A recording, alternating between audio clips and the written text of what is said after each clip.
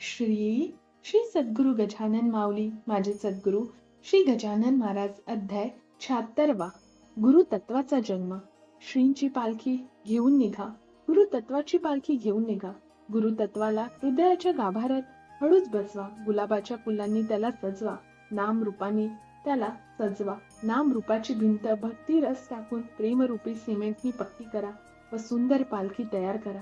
श्रींची पालखी घेऊन निघा व भगवंत बना. श्रींची पालखी हळूहळू निघते आणि श्री डोलत असतात. श्री सुद्धा पालखी सोबत असतात. श्रींची पालखी हळूहळू निघाली असते. श्री मार्गदर्शन करीत असतात. भक्त मार्गदर्शन स्वीकारून श्रींचा जय जयकार करीत असतो.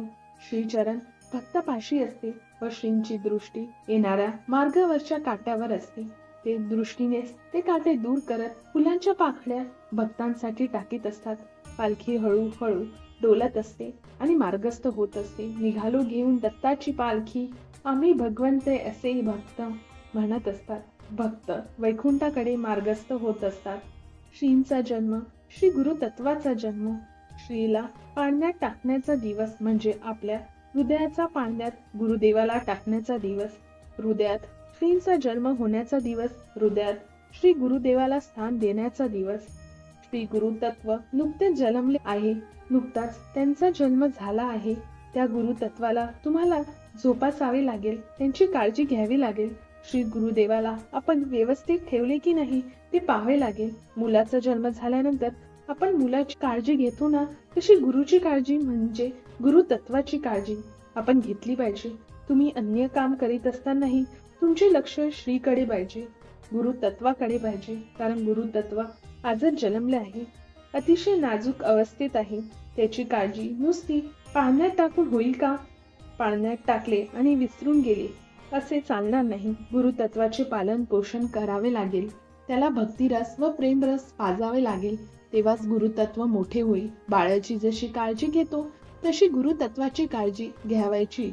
श्रींची काळजी घ्यावायची. तेव्हा श्रींची वाढ हृदयात होऊन श्री इक्षुरस देणारच.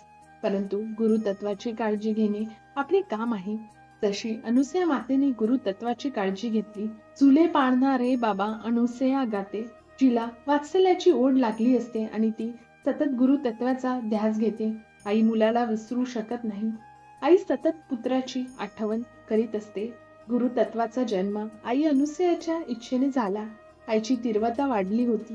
गुरु पुत्रासाठी, गुरु तत्वासाठी, श्री सद्गुरु दत्तासाठी, श्री हरीसाठी ती आनंदित झाली. पुत्र मिळाल्यावर आणि ती अंगाई गीत गाऊ लागली. झुलतो पाळणा श्री दत्ताचा, वाहतो वारा अध्यात्माचा. अनुसया माते गाते अंगाई गीत. श्री दत्त होतो डुलकी हळूच. ब्रह्मांडात डोलते गीत गाऊन. सृष्टी निखरते दत्ताला पाहून. झुलतो पाळणा श्री दत्ताचा, वाहतो वारा अध्यात्माचा. अनुसेचे सत्व आगळे, श्री दत्ताचे महत्व वेगळे. मुखी नाम घेता श्री दत्त वसे, श्री दत्ताची डुलकी होता. झुलतो पाळणा श्री दत्ताचा, वाहतो वारा अध्यात्माचा. हृदय असता श्री दत्त दिसतात. मन झनकणारे सृष्टी दिसतात. झुलतो पाळणा श्री दत्ताचा, वाहतो वारा अध्यात्माचा. अध्यात्माचा वारा गुरुतत्वाचा वारा संपूर्ण ब्रह्मांडात पसरविण्याचे कार्य करते श्री गुरु देव दत्त. बोला श्री गजानन महाराज की जय.